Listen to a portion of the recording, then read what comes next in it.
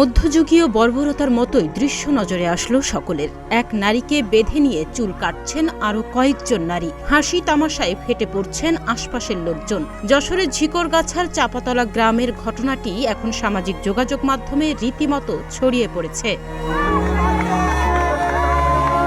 বছর দুয়েক আগে ছেলে রায়হানকে বিয়ে দিয়েছিলেন স্বামীহারা ফেলির অন্ধের জ্যেষ্ঠী ছেলে রায়হান। 2 যুগ আগে স্বামী মারা যাওয়ার পর থেকেই ছেলে রায়হান যেন তার একমাত্র আশ্রয়।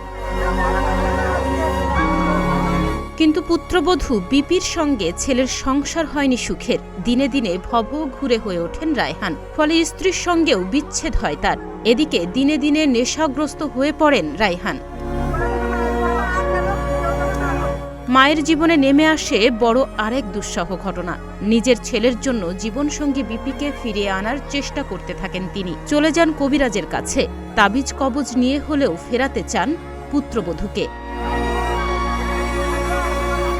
ফেলি চলে যান বিপির বর্তমান শ্বশুরবাড়ির কাছাকাছি, সেখানেই রাখতে হবে তাবিজ। এদিকে পুত্রবধূ বিপি চিনে ফেলায় ফেলিকে আটকে রাখে স্বজনরা। বিপির পরিবারের লোকজন তাকে বাইরে বের করে শত শত মানুষের সামনে চুল কেটে দেয়। তবে এ ঘটনায় ভুক্তভোগী ফেলি দাবি করেছেন তিনি তাবিজ কবজ কিছুই করেননি এবং তার সঠিক বিচারও চেয়েছেন তিনি।